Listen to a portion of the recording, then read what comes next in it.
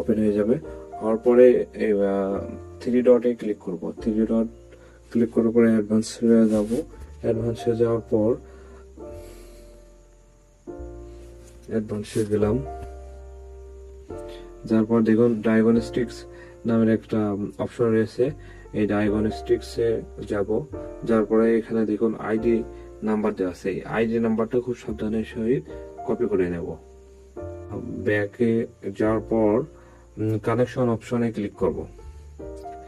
তারপর DNS setting এ click করে gateway DOS সাবডোমেইনে click করব।